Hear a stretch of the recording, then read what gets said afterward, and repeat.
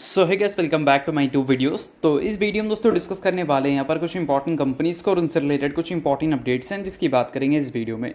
तो चलिए दोस्तों वीडियो की शुरुआत करते हैं। सबसे पहली कंपनी को डिस्कस करते हैं। पहली कंपनी का नाम है बजाज फाइनेंस लिमिटेड। बट इसको डिस्कस करने से पहले दोस्तों, अगर आपने अभी तक चैनल को सब्सक्राइब नहीं किया है तो चैनल को सब्सक्राइब करके बेल आइकन को प्रेस कर लो, ताकि आने वाली जितनी भी अपडेट्स हैं उन सभी अपडेट्स का नोटिफिकेशन आपको सबसे पहले मिल सके। तो चलिए दोस्तों वीडियो की शुरुआत करते हैं। सबसे पहले बात करते हैं बजाज फाइनेंस से रिलेटेड कुछ इंपॉर्टेंट न्यूज़ एंड अपडेट्स के बारे में। सो दोस्तों फिलहाल सबसे बड़ी अपडेट यहाँ पर ये है कि आज के दिन बजाज फाइनेंस काफ़ी ज़्यादा इन्वेस्टर्स के रडार में रहने वाली है, क्योंकि कंपनी के Q4 के अर्निंग्स आज के दिन हमें देखने को मिलेंगे। अर्निंग्स तो इंपॉर्टेंट है ही, बट उसके साथ कुछ बड़े फैसले भी कंपनी लेती हुई नज़र आ सकती है, और वो बड़ा फैसला स्टॉक स्प्लिट से रिलेटेड होगा, डिविडेंड से रिलेटेड होगा और बोनस से रिलेटेड होगा। अभी कंपनी का जो फेस वैल्यू है वो 2 रुपये का है। इससे पहले कंपनी का फेस वैल्यू 10 रुपये का था। तो जब 10 रुपये का था तो 1:5 के रेशियो में कंपनी ने स्प्लिट देकर फेस वैल्यू 2 का कर दिया था, और अब कंपनी का 2 रुपये का फेस वैल्यू है, तो हम उम्मीद कर सकते हैं कि 1:2 के रेशियो के हिसाब से कंपनी स्प्लिट हमें देती हुई नजर आ सकती है इस Q4 के अर्निंग्स के साथ। बाकी पिछले बार जो कंपनी ने बोनस दिया था वो 1:1 के हिसाब से था, तो इस बार भी कंपनी अगर बोनस देती है तो 1:1 के हिसाब से हम उम्मीद कर सकते हैं, यानी कि एक के बदले 4 इक्विटी शेयर्स कंपनी इशू कर सकती है बोनस और स्प्लिट के जरिए। ये कोई ऑफिशियल कंफर्मेशन नहीं है कि ऐसा ही होने वाला है। ये सारी चीज़ें हमें कंपनी के अर्निंग्स के साथ ही पता चलेंगी, बट अभी तक क्या हो सकती हैं वो मैं आपको बता रहा हूँ। बाकी डिटेल में कंपनी के अर्निंग्स के साथ आपको समझ आ जाएगा। अब इन सारी चीज़ों के बाद दोस्तों ये भी जान लेते हैं कि अर्निंग्स आज के दिन आने वाले हैं, तो उसको लेकर मार्केट की एक्सपेक्टेशंस क्या है। तो एक्सपेक्टेशंस देखा जाए तो अच्छी है, क्योंकि अभी रिसेंटली बिजनेस अपडेट्स कंपनी ने शो किया था, जहाँ पर कंपनी के लोन ग्रोथ काफ़ी स्ट्रॉन्ग हमें देखने को मिले, और उम्मीद है कि कंपनी का जो नेट प्रॉफिट है और नेट इंटरेस्ट इनकम है दोनों हमें डबल डिजिट से ग्रो करते हुए नज़र आ सकते हैं। अब दोनों में मार्केट की क्या एक्सपेक्टेशन है तो चलिए उसको जान लेते हैं। तो सबसे पहले इनके नेट इंटरेस्ट इनकम की बात कर लेते हैं, जिसमें उम्मीद है कि इस बार हमें ईयर ऑन ईयर बेसिस पे 20% से ग्रोथ देखने को मिल सकती है, और 9,660 करोड़ का net interest income company report कर सकती है। अगर हम बात करें कंपनी के प्रॉफिट की, तो प्रॉफिट की जो एक्सपेक्टेशन है वो नेट इंटरेस्ट इनकम के मुकाबले कम है। नेट प्रॉफिट में market year on year basis पे हेल्दी ग्रोथ तो उम्मीद कर रही है, बट सिर्फ 15% की कर रही है, और 4,400 करोड़ का प्रॉफिट हमें दिख सकता है इस Q4 के साथ, जो कि पिछले साल 3,825 करोड़ था। और एक चीज़ आपको नोट करने को मिलेगा कि बजाज फाइनेंस का जो प्रॉफिट ग्रोथ रहता है और जो रेवेन्यू ग्रोथ रहा है, उसमें हमेशा प्रॉफिट ग्रोथ हमें ज़्यादा देखने को मिलती है as compared to revenue growth. और इस चीज़ को इस Q4 में कंपनी रिपीट नहीं कर पा रही है, और पिछले एक साल से इस चीज़ को कंपनी रिपीट नहीं कर पाई है। तो हो सकता है कि 2026 के फाइनेंशियल ईयर में कंपनी इस चीज़ को थोड़ा सा रिपीट कर सकती है, यानी कि कंपनी के जो हाई कॉस्ट है लोन में उसको कंपनी थोड़ा सा कम करती हुई नज़र आ सकती है, जिससे कंपनी के मार्जिन्स और प्रॉफिट्स हमें बढ़ते हुए नज़र आ सकते हैं अगले फाइनेंशियल ईयर। तो इस पर थोड़ा सा आपको ध्यान देना है, और मैनेजमेंट की कमेंट्री पे भी ध्यान देनी है। सो अब दोस्तों वीडियो में आगे बढ़ने से पहले बात कर लेते हैं मेरे टेलीग्राम चैनल के बारे में, जिसको अगर आपने अभी तक ज्वाइन नहीं किया है तो उसका लिंक आपको डिस्क्रिप्शन में देखने को मिल जाएगा। लिंक के थ्रू जाकर चैनल को ज्वाइन कर लो।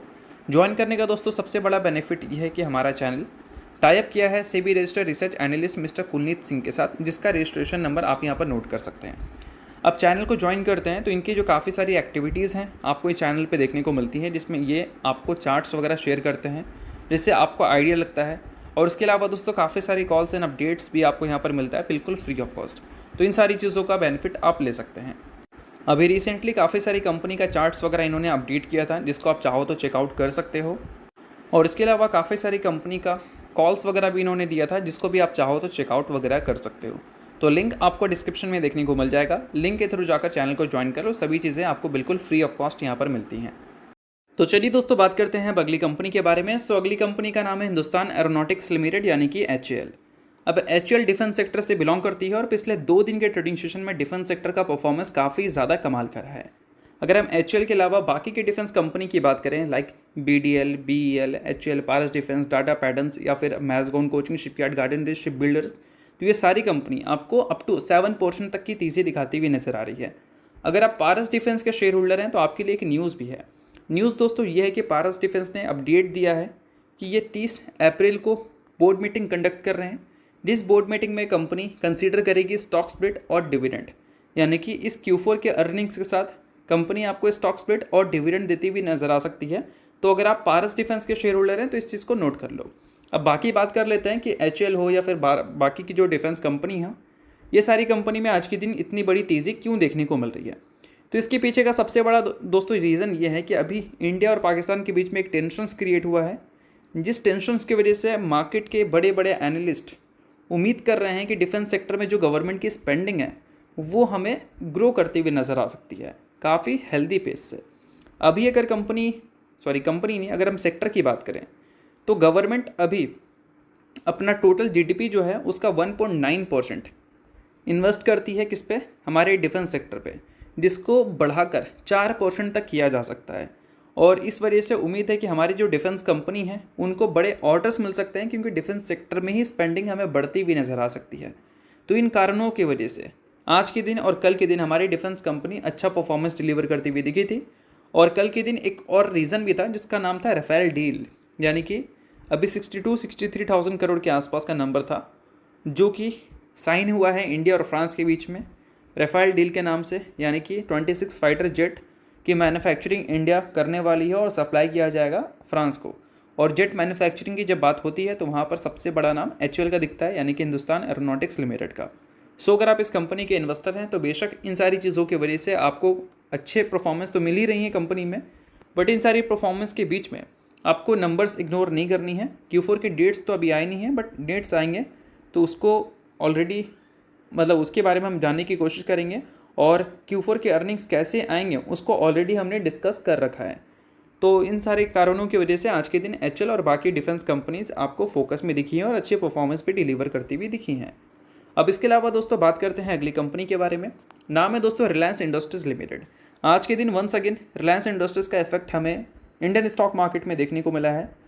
आज के दिन भी मार्केट ऊपर है क्योंकि रिलायंस इंडस्ट्रीज़ ने अच्छा परफॉर्मेंस डिलीवर किया है। अगर पिछले 2-3 ट्रेडिंग सेशन की बात करें तो रिलायंस का परफॉर्मेंस अच्छा है ड्यू टू क्वार्टरली रिजल्ट। अभी रिसेंटली कंपनी ने Q4 के अर्निंग्स रिपोर्ट किए, जहां पर पिछले 2 क्वार्टर से कंपनी स्ट्रगल कर रही थी एक अच्छे ग्रोथ के लिए, और उसको कंपनी ने इस बार काफ़ी ज़्यादा बोल सकते हैं रिकवर किया है। और इस बार कंपनी ने लगभग 10.5% की रेवेन्यू ग्रोथ दिखाई है। 2,61,388 करोड़ का रेवेन्यू कंपनी ने दिखाया है। और बात करें अगर कंपनी के नेट प्रॉफिट की तो 22,600 करोड़ का प्रॉफिट कंपनी ने रिपोर्ट किया है, जिसको अगर देखोगे पिछले कुछ क्वार्टर के कंपैरिजन में तो हमें अच्छा देखने को मिलेगा। तो इन सारे कारणों की वजह से रिलायंस इंडस्ट्रीज़ की परफॉर्मेंस अच्छी है, बट परफॉर्मेंस अच्छी इसलिए भी है क्योंकि पिछले कुछ टाइम में रिलायंस इंडस्ट्रीज़ के नंबर की वजह से जो तेज़ी है वो तेज़ी इसलिए भी है क्योंकि नंबर्स आने से पहले इसका जो प्राइस टू अर्निंग मल्टीपल्स था वो अपने पिछले 5 साल के जो मीडियन पी है उससे नीचे देखने को मिल रहा था।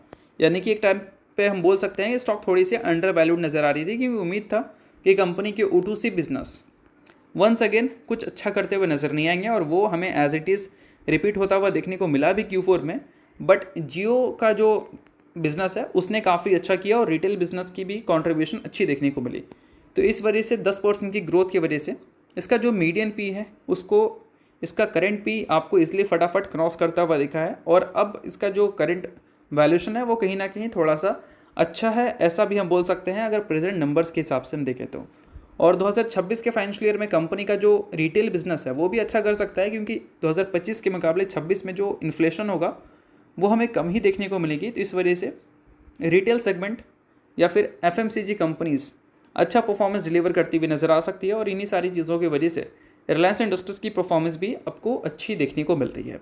अब इसके अलावा अगर कंपनी के फ्यूचर आउटलुक को देखना है आपको तो उसके लिए मुझे आप कमेंट कर देना, किसी नेक्स्ट वीडियो में उसको भी डिटेल में जानने की कोशिश करेंगे।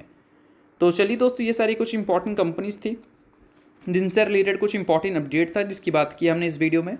होप करता हूँ वीडियो आपको अच्छा लगा और चला लाइक कीजिए, पहली बार सब्सक्राइब कीजिए। वीडियो के लिए बहुत बहुत शुक्रिया।